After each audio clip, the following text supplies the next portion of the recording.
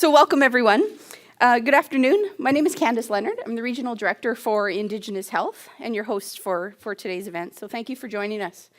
We're very pleased. We have a very exciting presentation for you today, and thank you for being part of it. We'd also like to acknowledge the people on the call. And, we'd like to start off with an opening prayer. So we ask Shane Patterson, our Director for Cultural Initiatives, to lead us in a prayer. Can I ask you to please stand?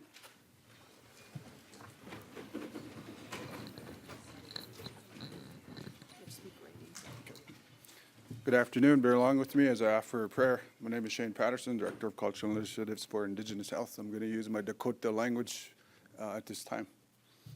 O tonkashila, o tewa kantaka, yotawa khan, yotawa unshila. Daku woche ke kagapi. I am petukale, budoketu omaka, akeya hiya uktepi, tonkashila, wopila tanko ke chiniapelo. I am tonkashila wa kantaka, daku wakhan. Yagalawaste Yagalawaka. Aya Tunkashla Kantaka Sampa Hunkake, Wana Ate, Na Ina Tapi Heche Wopila Tanka Unke Chiniapilo. Aya Tunkashla Kantaka Dakude Heche Wo Yeki. Now we choka Unki Tapi, Aya Tunkashla Kantaka, Oyate Tapi, Woksapede, Umaspekede, Heche Okchiapo, Daku O Gachniki. Aya tunkashla kantaka heche nitaki wo iye kide heche wo ayaka pide heche oyate tapi heche aya tunkashla kantaka heche taku wana taku umaspe heche wana taku he woya yawashteki. Aya tunkashla kantaka ampetukile heche trate topa heche wana woche kia kagade heche wiochpia takia wakion oyatekile heche na wazia takia heche tatranka oyateki heche na wiohampa takia heche wambri paska oyate heche itoga takia heche na wana sinte sapa oyate kutakia unchima koche makaina heche machpia takia na wakantakia tunkashla wakantaka heche tonkashla hituwa wana de ampetukide omnitie na wicha yaoshdepi. Oya tunkashla kantaka wana de blessings yawashdepi. Aho tunkashla he chomse a hechitu wopila tranka pidame apelo. Oh mataki muyase. Thank you. Thank you. Yep.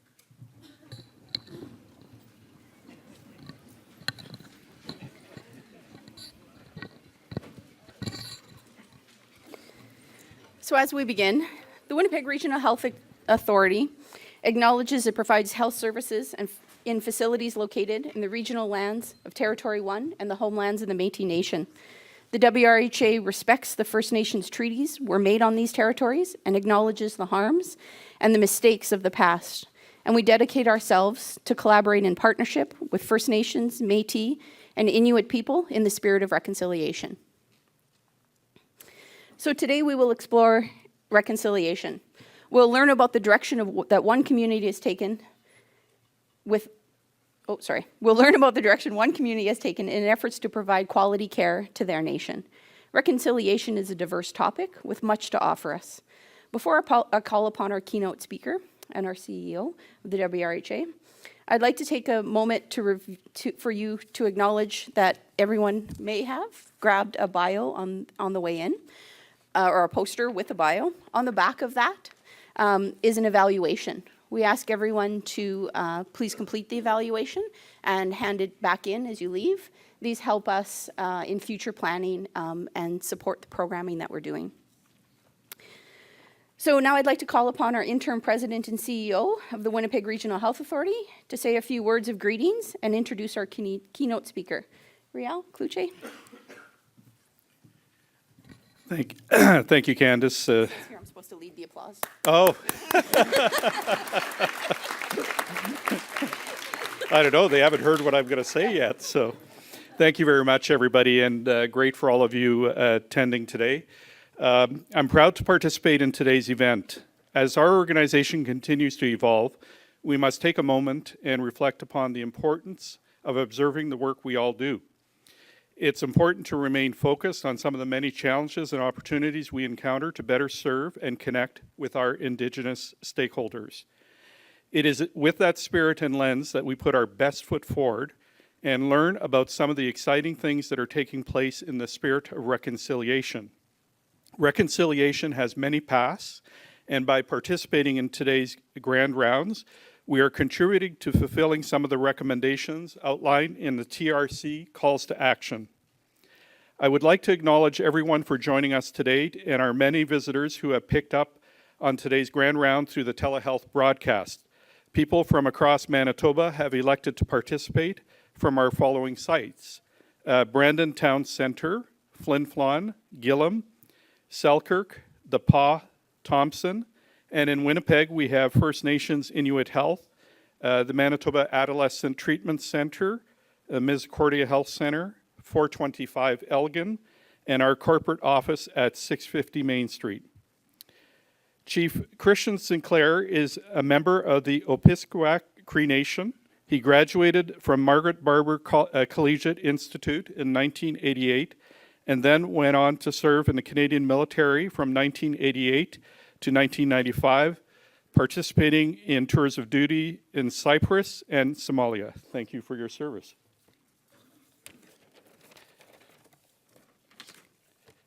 He is the co-founder of the Manitoba Indigenous Summer Games and the general manager for the 2002 North American Indigenous Games in Winnipeg.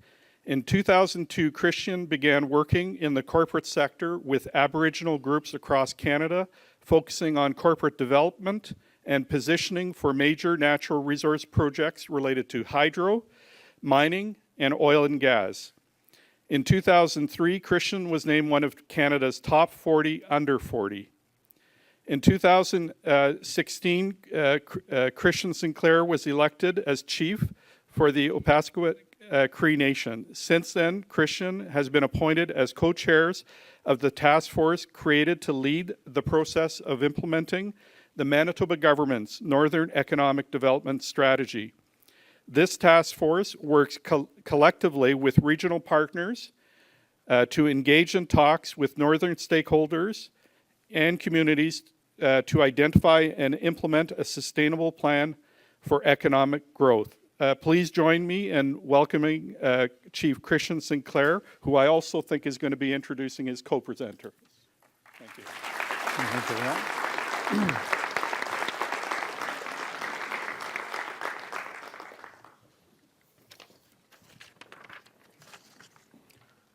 Tanse, am I on there? Can you hear me? Okay. Tanse, Boju, Anin, Washte, Eglanete. These are the 5 linguistic groups of the First Nations of Manitoba. Oniganyu Christian Sinclair and Sinigasan. Opaskwayak Cree Nation Utse, Treaty 5. Nemanani Tene Mamapyakuta, Treaty 1 Askik. My name is Christian Sinclair. I am the chief of the Opaskwayak Cree Nation. I don't use the title chief. I use the title Oniganyu, which in the Swampy Cree language means the one in front or the one who leads, bringing back, as part of reconciliation, our language and our first language being Swampy Cree, as well acknowledging the traditional territory of Treaty 1 here in this area. And I say hello and greetings to each and every one of you as medicine chiefs. So with that, I'm going to get right into my presentation. And I had a colleague that was supposed to join me. I flew in from the Pas. He was supposed to be on a flight, but unfortunately he missed his flight due to construction on the highway from the Pas to the airport, which is about a half hour from the Pas. So he waved at me and I got his speaking notes, so I'm going to use those as part of the presentation. Before I do, I just want to share a story. I was with a gentleman on the plane sitting beside me from Flin Flon, and he was looking a little down. I said, "Hey, what's up there, pal?" Introduced ourselves, said, "Happy Indigenous Day." He said, "What's that?" Just kidding. Tough crowd. But anyways, I said, "What's going on?" He says, "I'm going through a tough time in my life." He says, "Going through a divorce." He says, "But I had a weird dream last night." I said, "Yeah, what about what?" He said, "I dreamt about Jesus and God." And he says, "I was depressed and Jesus came to me." He says, "What's up there, John?" This guy's name is John. He says, "Well, I'm going through a divorce." He says, and "I want to figure out how to deal with this." He says, "And I've always wanted to go to Hawaii. Do you think you could send me to Hawaii?" He says, "Absolutely." He said, "We'll get you on a plane. We'll get you a plane ticket." He says, "Well, that's the problem. I can't fly." He says, so do you think you could build a bridge and I can walk and drive there? And Jesus looks at him and God looked at each other and said, no, that's impossible. There's environmental impacts. It's going to take forever to build this bridge to get from Canada to Hawaii. He says, so that's almost impossible. It is impossible. He says, do you have anything else that I can help you with? He looks up to God, looks up to Jesus. He says, yeah. He says, I'm going through this divorce. He says, can you help me understand women and how they think? Jesus and God look at him. God points at Jesus. And Jesus looks at him and says, did you say you wanted 1 or 2 lanes on that bridge? Okay, now that we've broken the ice. Okay, this is speaking notes I was given. I don't normally use speaking notes, but this is Glenn Ross, who's the director of our Opaskwayak Health Authority. And I'll just read you his speaking notes, and it'll set the basis for the presentation I'm going to be giving today. And the lady to my left, your right, is actually Rose Neufeld, who's one of our advisors to the Opaskwayak Health Authority, who has had a lot of experience working within the health industry of Manitoba and across Canada. National statistics, oh, round of applause, just kidding. National statistics show First Nations are suffering at unprecedented rates and dying at a very early age. And just on that note, I've just had a friend die 34 years old, one 40 years old. I'm 48. So it gives you an idea of the age of young people dying, which is incredible to see them dying at that age. In this day of advanced medicine and new technology, First Nations Health Service remains in the dark ages and substandard conditions. There is a lot of suffering and loss of life due to escalating diabetes, complications of diabetes, cancer, and hypertension. Overall, compared to Manitobans and Canadians, the First Nation population is very unhealthy, which I'm sure every one of you know. Manitoba has the highest amputation rates and diabetes rates in the country. Children as young as 7 years are being diagnosed with diabetes. These statistics alone should spark concern. OCN does not receive financial support to assist adults with disabilities. However, OCN does provide mental health supports. Mental health services lacks structure. The loss of culture has destroyed social guidelines and rules First Nations followed, which has impacted physically, mentally, spiritually, and emotionally. Statistics show the spiritual needs of people is compounded by loss of identity and language. Multi-generational impacts of colonization, residential school systems, government policies, and medical systems are documented as evidenced by the Truth and Reconciliation findings. There are jurisdictional issues. First Nations continue to be caught in limbo as both governments deny responsibility. Sometimes First Nations people are used as hostages or as leverage, as you've seen with the bilateral agreement that took time to get to where it was, and unfortunately we were part of that strategy with the provincial government. The province states we are a federal responsibility, and the federal government states we are close to clinics and hospitals. These arguments are incorrect. Service delivery in the north is a person being sent to Winnipeg, whereby both parties are refusing First Nations in a lot of cases. Just to give you an idea, when I flew here, the cost is $700 for me to get here. I was flying with a gentleman that works at Canadian Craft Paper, which is formerly Toco. He's flying to England for the same price. This contributes to the majority of First Nations being unhealthy. Due to the effects of the disease process, clients are unable to comprehend health education, and as a result, we see unhealthy scenes such as diabetics in wheelchairs drinking Pepsi. Usually at this point, food becomes a poison. One of the solutions to an unhealthy population is healthy eating. Using the technology developed by CAST and KIST Engineering in Korea, South Korea, which is one of our partners today, OCN set up a plant factory known as the LED Smart Farm and is now able to offer a variety of 40 to 50 different types of clean, fresh, seasonal vegetables that were researched from across the world with a focus on addressing diabetes. People who eat more vegetables and fruits as part of an overall healthy diet are likely to have reduced risk of some chronic disease. So basically in the Opaskwayak Nation, we are socially re-engineering our people on how to eat properly. What we take for granted in the South that has easy access to fruits and vegetables, we're having to change the eating habits of our people.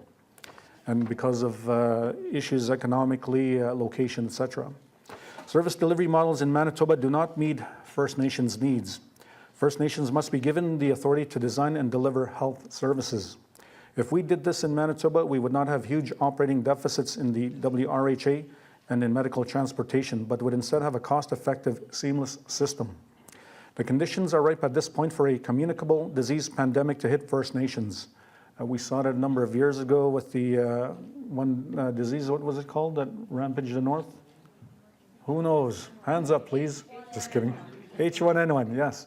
We saw what happened there, and I think that was a wake-up call of what potentially can happen to our communities. Often, First Nation homes, there are multiple generations of families living in one home. These unhealthy and unsafe living conditions support the development of outbreaks or pandemics. Just on that note, for those of you who may not know, housing is not a treaty right, which is why we always have housing shortages in our First Nations. And I had a community meeting last week, and one community has 22 people living in one 3-bedroom house, to give you an example. There are fundamental responses which could be implemented to change our health service delivery. Opaskwayak Cree Nation uses a system called a Nuka model of care, which is a client-centered ICT team-oriented and holistic healthcare delivery. The ICT model also provides same-day access to services. We sent a team across Canada and other parts of the world and US, and they came across the Nuka model in Alaska. And this was designed by tribal groups in Alaska that best serve the needs that surrounded based on what the people's needs are, not what the medical system needs are. This Alaskan model has 95% customer client satisfaction and 98% provider satisfaction. Since the implementation of this model, clients express satisfaction, feeling of self-management, and empowerment. And we're already seeing this in the 6 months that we've implemented it in the Opaskwayak Cree Nation. Keeping in mind this was our own initiative because the system that presently exists today just does not work, although we got to work within the confines of that to a degree. Support from the federal, provincial, and regional health authorities is essential to First Nations' ability to mobilize. First Nations Health having access to this support would reduce the provincial budget and overwhelming pressure on the Winnipeg Regional Health Authority as well as the Northern Regional Health Authority.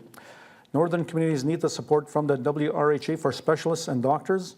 Clients could then stay in their region and receive treatment. So basically, the model needs to change. The status quo just does not work for us or the system in general, which is why we're seeing the significant impact on the budget provincially, not only here in Manitoba, but across Canada. So with that, I'm going to get right into the presentation itself now. And this one is titled Benefits of Controlling First Nation Healthcare. And I'm going to be asking Rose to jump in at times as we go. You've got your speaker system on? Yep, it's being controlled by phone. Okay. Do we flip back and forth, or are we both on that sound system? While I'm waiting for a response, I just want to acknowledge Clifford Marasti, Dr. Clifford Marasti at the back there. He fooled me when I walked in. He was wearing that jacket. I said, "Hello, doctor." He gave me 2 pills and said, "Take these and call me in the morning." And then I've got another friend there, Dr. Monkman. Is that? Oh, no, that's not Dr. Monkman. Sorry, I thought that was her. But a friend of mine who's a doctor looks like that lady right there. Everyone's going like this. Me? Yes. Okay, so we're going to jump right into this.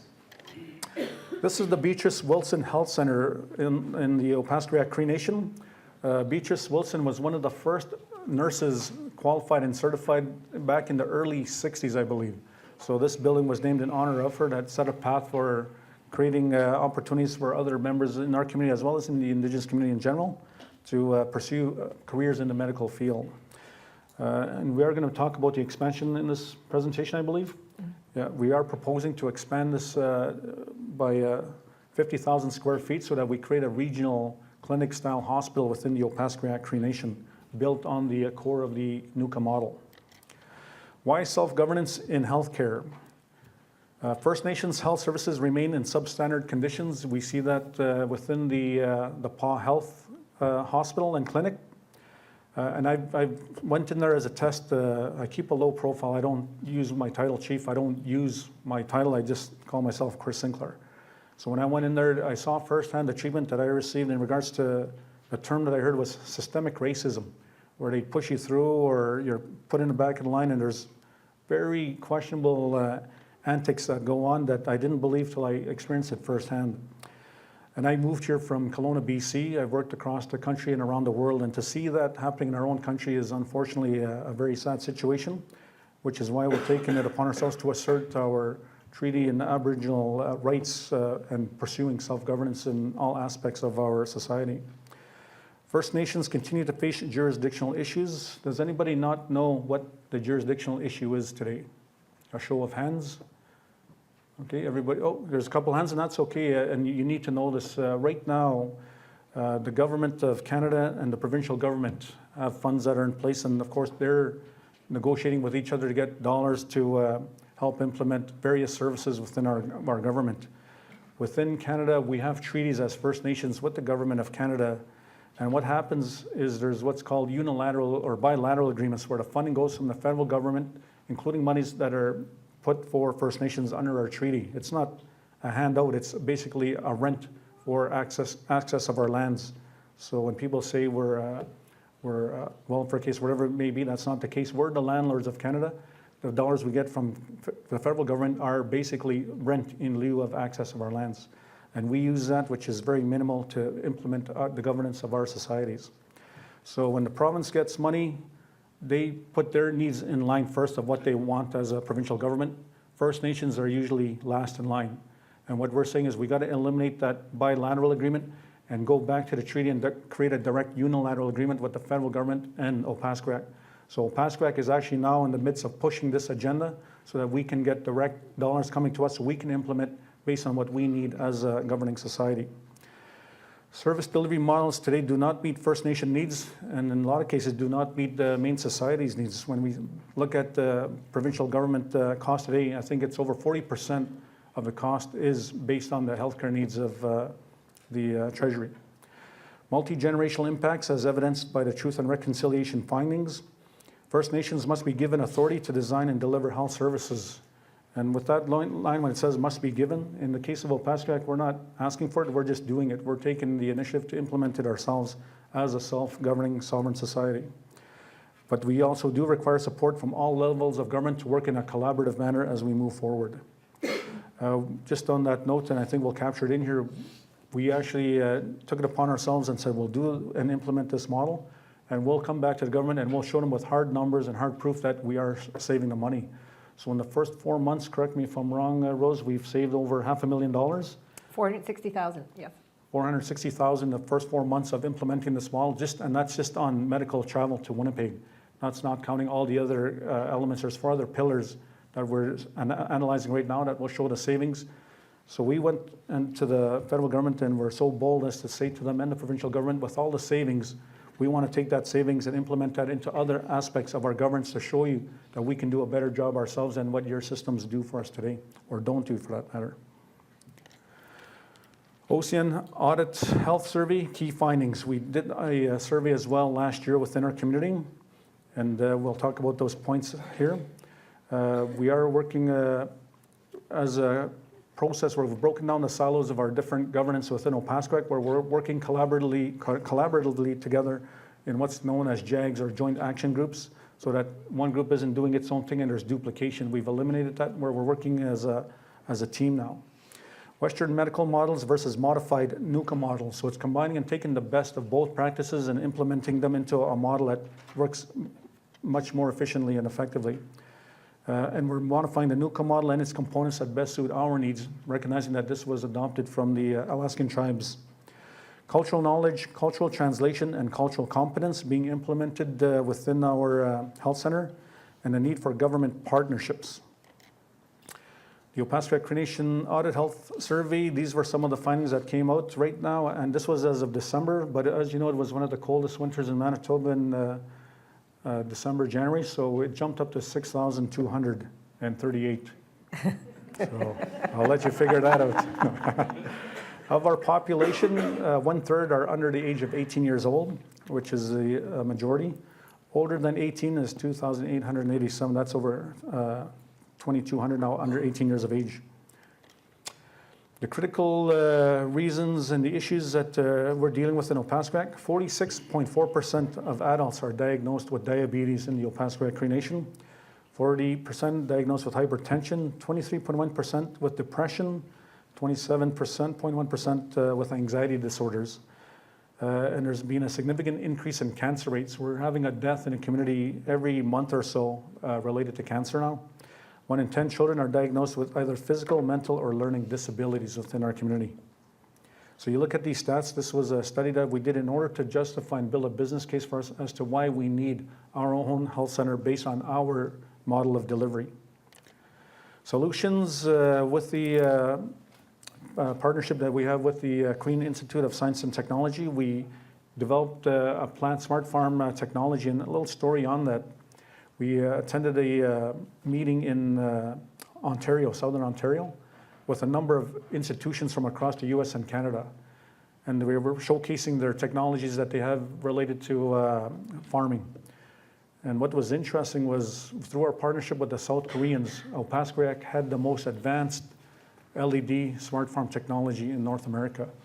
This is a second generation plant factory. We are now implementing a fourth generation smart farm technology. And what it does is we grow and harvest food every 21 to 30 days. We package it up, providing employment, as well as implementing the smart farm technology into our school curriculum for young students to introduce them to science and technology. So they're running the farms themselves using their cell phones. They can operate that smart farm from anywhere. How much nutrition, there's no soil, it's all water-based. We harvest these products, we put them in bags, we put out a call to the community, and a lot more people have been coming every month. So that eating habits are changing. More of the people suffering from diabetes are consuming more of it. And we're now going to be moving into an exciting phase here. For those of you that pay attention to the news, is anyone familiar with the Smart Cities Challenge? Show of hands. Okay, a couple, 5 of you, anyway, 6 of you. What's interesting is there were over 120 submissions across Canada for a $5 million prize, $10 million prize, and a $50 million prize. So they narrowed down the list to the top 20, and Opaskwayak, in partnership with the Town of the Pond, the arm of Kelsey, were the only Manitoba winners to go to that next stage. So I think that's a great achievement by working in partnership with our neighbors and being the only Manitoba group to win to that next phase. So we're pursuing the $10 million prize. If we're successful in that, we will be building a $10 million smart farm technology plant in the Opaskwayak Cree Nation. So of course, it's changing the healthy eating habits using these different fruits and vegetables. The LED lighting provides fruit and vegetables year-round. We grow it in our community hall. So for those of you that play bingo, don't get excited now. She looks up right away. Is that we have it right in our community hall. So we have the kids working there, and there's community events that go on in the community hall as well. So we'll be building a major build-out if we're successful on that. Service delivery issues. Western medical models of health has not improved First Nations health. Part of the challenges is our rapidly growing population. We're growing 6.5 times faster than the mainstream population. Western medical model does not address the spiritual, mental, or emotional needs. I have seen coming through this hospital some of the implementation of some of our Indigenous culture and ceremony, which is nice to see. We have that as a pillar within our health center. Increasing reports of discrimination with external health services, which is unfortunate in this day and age. And lack of recognition on importance of trauma-informed practice with external health services.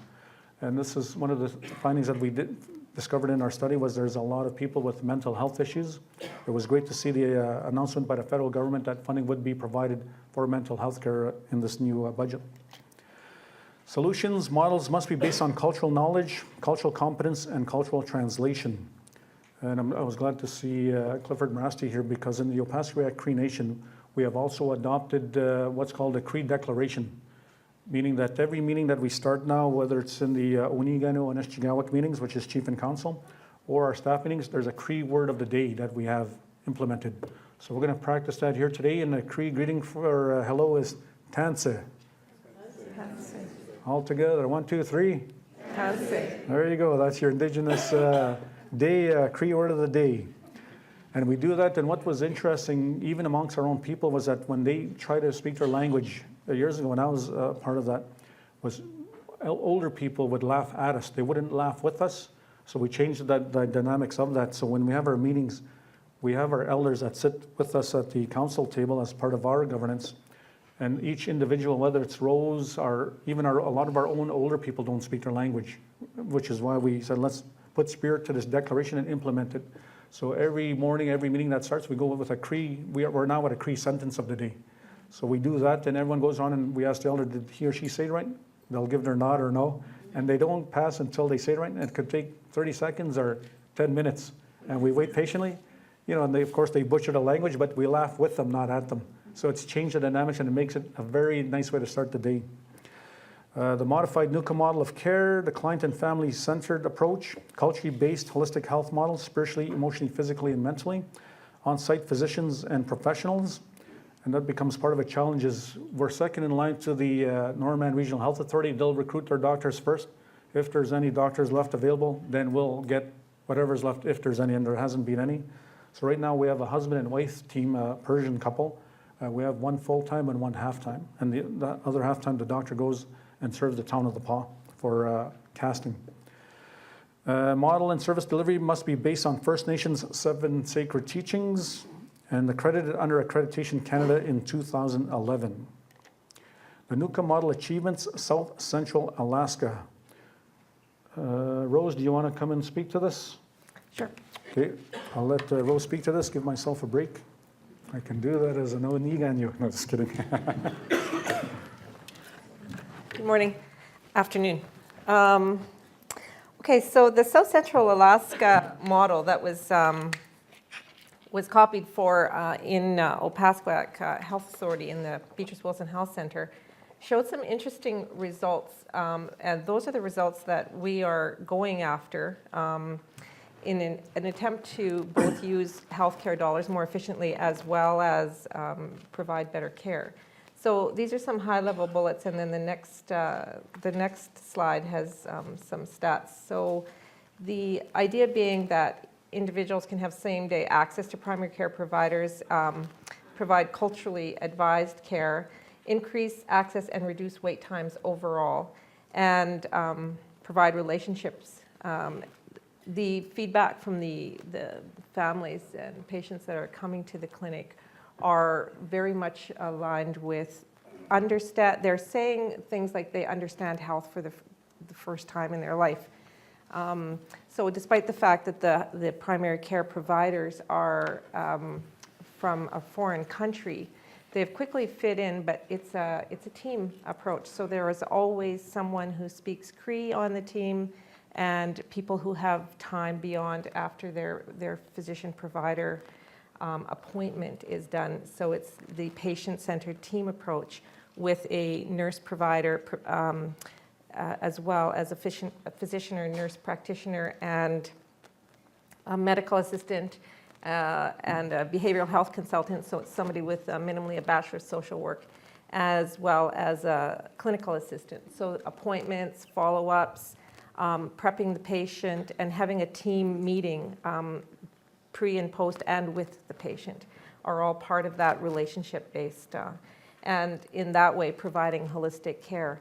So we're finding that almost every patient that comes to see the healthcare provider is needing some degree of mental health. So although there is only one health provider on that team, we have another entire team of mental health providers.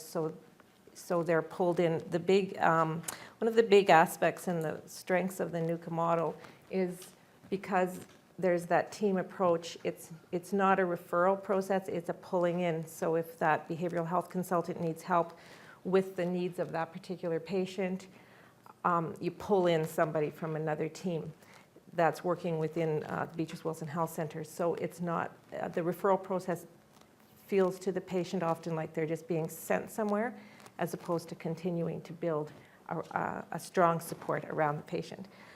So with that, were you managing the changing of the slide? The button on the left? Your other left. There you go. So these were these are the results that are of interest to from a system perspective. So a lot of evidence regarding reduced family violence, but South Central was noticing a 50% drop in urgent and ER utilization, a 53% drop in hospital admissions, 65% drop in specialist utilization, a 20% drop in primary care utilization, and with increase in childhood immunization rates, and also diabetics understanding their disease and understanding how to keep their hemoglobin A1C below 7%, or not 7%, 7. That's a typo on the slide. As well, employee and customer satisfaction overall, that rates were high.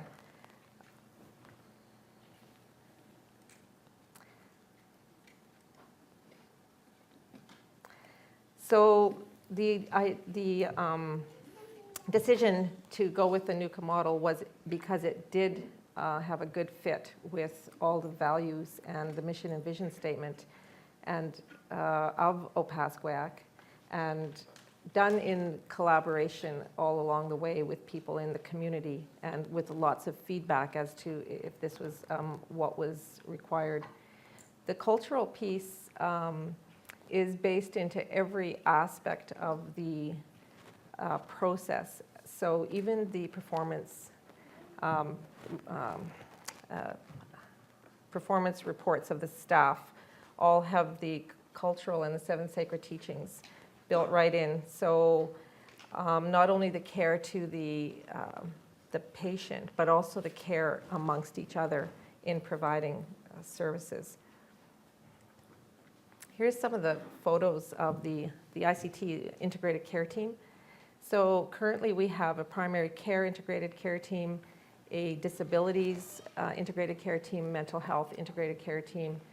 Eventually we want to get to the point where that's just spread out. We don't want them named that way. They would all have the same set, but we are in the process of changing over and doing what we can with the dollars that we have. But all the teams work together. But the magic that the Nuka model in Alaska found was that they created these spaces where, okay, there we go, sorry. They created spaces where the team works together. So we've done some structuring of the space at Beatrice Wilson Health Center, and one of the reasons we desperately need phase 2 and the expansion is that we're really crammed in there. Most of the programs, when they expand programs like the Jordan's Principle strategy, just a really great strategy from the federal government, but it's always program dollars, not capital dollars. And so we're reshaping where desks go and how people work together, and if these people are going out into the community for the day, can those desks be used by someone else for that time? So we really are in desperate need of more space. But the team is really acknowledging that by working together, they're able to work to address needs of patients almost right away because people are right there and you don't have to walk down the hall to find somebody. This is our medical assistant, so just doing the pre-work on a patient so that a lot of that work is done prior to the physician seeing the patient. This is our disabilities team. And part of our mental health team, we have Sarah in the middle. She's our psychiatric nurse and just awesome spiritual care person to her, to your left, and counselors and people who work with youth. The other thing about here's the positions. The other thing about the Nuka model, which is I think where the real magic is that the teams are supported by learning circles, and the learning circles are designed to have groups of people because it's found that people will often learn better in a group, or they enjoy being with people who are facing the same situations as they are. So for example, you could have a grief and loss learning circle, diabetic learning circle, which really helps the physicians and the care providers, because rather than going and spending the clinical time with each of the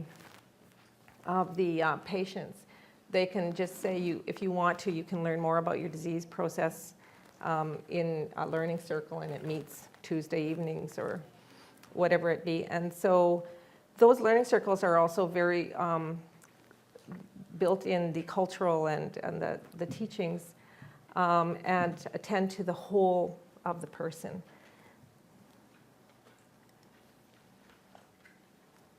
Did you want to come back to partnerships? Sure. Thanks, partner. The issues First Nations had no voice or impact of policy changes, and this does not only relate to health, but in all other aspects of governance. And with the direction this new government is going in under the Liberal leadership, it's allowing us to get a seat at those tables to allow for these policy changes. How much will be determined as we move forward with that new change. And of course, First Nations historically not consulted for input what people need to realize, especially within government, is that not all First Nations are the same. I come from a community of 6,000. We have a neighbor that's only got 1,500, one that has 800. So that cookie cutter approach doesn't work for each and every one of us. We have to have input on how we negotiate what we need for our community of our size, our scope, our difference in governance as well, which is a key part of how these policies impact us. Solutions, special project proposals submitted and being funded by First Nations Inuit Health Branch. Ongoing negotiations in place with federal government have been positive. We're actually very pleased with the support that the federal government has brought to the table. The challenge right now is with our provincial government of Manitoba. How many of you saw the article the other day from the Pimichigamak Cree Nation or Cross Lake regarding their health center and situation? A couple of you have read it. Opaskwayak, actually, we've been planning and preparing a very similar process that'll be coming out with more detail, but more importantly, what solutions on what we think the provincial government needs and how we can collaborate together on that, not only within the RHA, but even yourselves as the WRHA, the provincial government, and our community. Provincial commitment right now, the NRHA and OHA have formed a steering committee to work together on operational issues between the PAW Health Complex and the Beaches Wilson Health Center so that we're not duplicating services, but rather complementing each other's services. The NHR has provided 1.5 full-time employee contracted primary care physicians, 2 days a month of pediatrics, and 1 day a month of psychiatry, and EMR and laboratory services for blood work drawn at the Beaches Wilson Health Center. So as we continue to expand and we push to develop our phase 2, you're going to see a lot more of that come into the Opaskwayak Cree Nation, and we're actually promoting the implementation of a MRI that are within the Opaskwayak Cree Nation. To date, the provincial government has not shown interest in assisting OHA in its phase 2 development. So anybody here that has influence, the boss, we can provide solutions to not only make your work easier, but more importantly, to provide a quality of care to the patients themselves and provide dignity for them and their families. Solutions, provincial government to acknowledge the benefits of First Nations health delivery and accept the proven cost savings, which we'll show you. Provincial government to honor the TRC recommendations as it pertains to health and is part of our treaty. Government funding to be directed to the Health Authority directly. The Honourable Caroline Bennett, Minister of Crown, Indigenous Relations and Northern Affairs, visited Ocean about a month ago and was extremely impressed with the ICT team, the modified Nuka model in our phase 2 planning. We do have Minister Philpott, who actually has it on her agenda to go see the Alaskan model, to see it firsthand and what we've been promoting. The cost of doing nothing, and we know that in order to get the government's attention, we got to speak their language, and it's about the bottom line. So we had our team do a cost-benefit analysis, comparing the cost of delivery as it's done today, compared to how we're doing it and what the cost savings are. So when you look at what I mentioned earlier here, I don't have a pointer, but the first column is medical travel. You look at the bottom line going down to 2032, or roughly what, 17, 15 years away, $187 million. Hospitalization, 158 million. Medical trips, 16 million. ER use, 6 million pretty well. Total annual cost of doing nothing. You see these numbers as they climb. And what we're saying to the government is give us that 70 million. And with all the savings we know we're going to have, we'll take that and we'll implement it and invest it into other parts of our healthcare and in our community to show you that we can do it better. So the annual projected cost increases, when you look at it down at the bottom line, is on average, well, it is actually a total of $105 million. The cost of doing everything total is $368 million. So we're saying we can show you how to save money, how to reinvest and make it so that you get more return on your investment of your dollars. And we already have the model that proves that going forward. So if we can get support from your organization in promoting this with the provincial government, our requests for meetings have fallen on deaf ears. So hopefully it'll start smoking that legalized product they legalized yesterday, and we'll listen to us now. Just on that note, I don't know, is anyone familiar with Opaskwaяк's investment in the cannabis? Yeah, we're the first First Nation in Canada to become the largest private shareholder of a publicly traded company known as National Access Cannabis, now called Meta. And we looked at that as another opportunity when the government said, we're going to legalize it and their Indigenous involvement will be there. While everyone else was waiting on the sidelines, we used to say, well, we're not going to wait for government to tell us what that means. We're going to go self-determine what that is for us. So we got it into place. And it was interesting in the dialogue we had with our elders, or Kateak as we call them, and our leadership, was that when we went around the round table, and every discussion that every individual posed was, they never called it a drug. They called it a medicine, or muskegee as we call it in our language. And someone in every one of their families had dealt with a health issue that was using cannabis for cancer, diabetes, lupus, etc. So when we went to go make the vote to make this investment, it was passed unanimously. So it's now put OCN at the leading front, the tip of the spear in Canada in establishing our market presence within that industry, recognizing that there are also medicinal benefits that come with it. Some proven, I know, in those of you in the medical field, some of you don't agree, but there are many that do agree. So it'll be interesting to see how that shapes up and evolves. And why we're doing that is because we're diversifying our economic holdings in the aerospace industry with Boeing, cannabis, mass distribution infrastructure, to create more monies to bring back so we can invest it back in our government for better healthcare, improved educational outcomes, etc. So this is the approach we're taking with the Opaskwayak Cree Nation, with our new leadership, our new governance, on how we proceed based on self-determination and asserting our rights as a sovereign nation within this great country we call Canada. So with that, I thank you very much. Questions? Before Rial pulls me off the stage.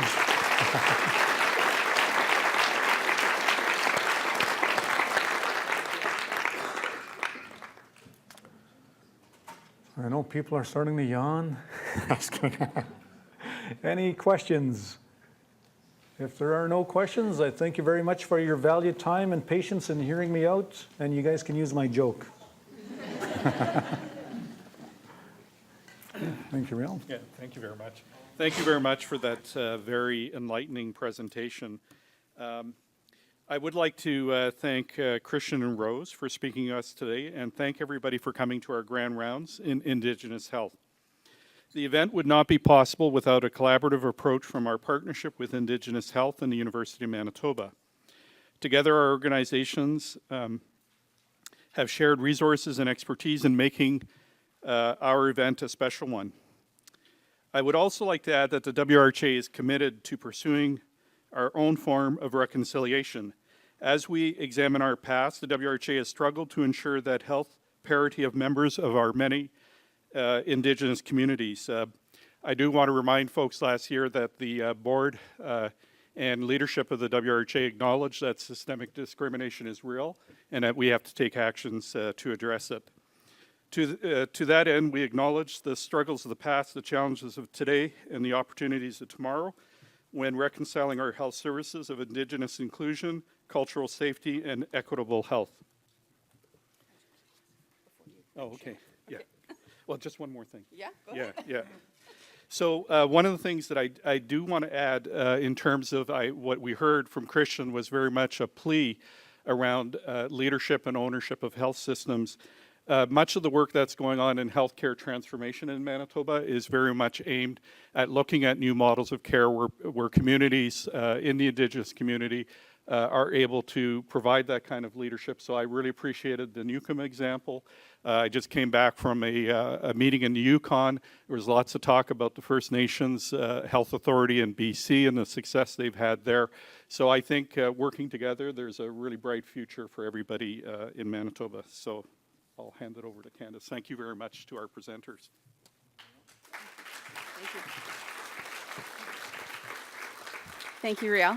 Before we close off, I just wanted to, and before we bring Shane up to close this off, I just wanted to acknowledge a recent announcement the announcement that came out today regarding Dr. Catherine Cook. She unfortunately wasn't able to join us. She's doing some media right now, but she's been honored as a recipient of the Dr. Tom Dignan Award. This award is offered by the Royal College of Physicians and Services of Canada, and it's an award that celebrates the efforts to eradicate inequities in quality of healthcare for Indigenous peoples. So on behalf of many of us in the room who she has offered friendship and mentorship to, we congratulate her. So thank you, Dr. Cook.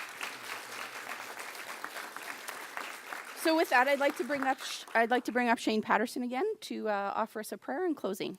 If you would all rise again, it'd be appreciated.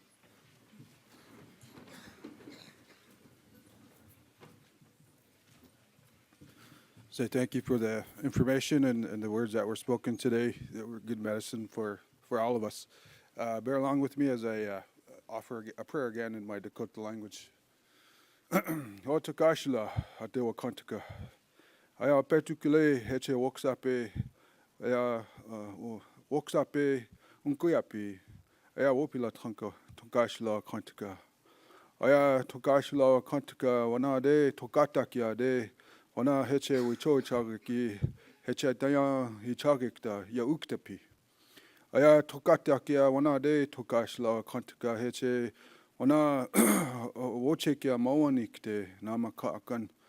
Aya ampertukile heche tokashla wana wichoni washteki heche unkitra heche he tokashla heche wana de heche oya tokashla heche daku wana he ya uktapi. Am petukile tukashila wa kantaka oya te tapi heche o ichi mani pikte heche tate topa ona de tukashila heche awayankapi de ona heche oyate ki heche tapi heche okchiapo. Oya tukashila wa kantaka hechumse. Ona oyate heche oya ya wana oyate ki heche wo oyoni happy. Aya tunkashila okchia po a hechumse. A hechetu hechumse. Amataki oyase. Thank you. Thank you, everyone. Please don't forget to fill in and complete and submit your evaluations. We thank you for your input.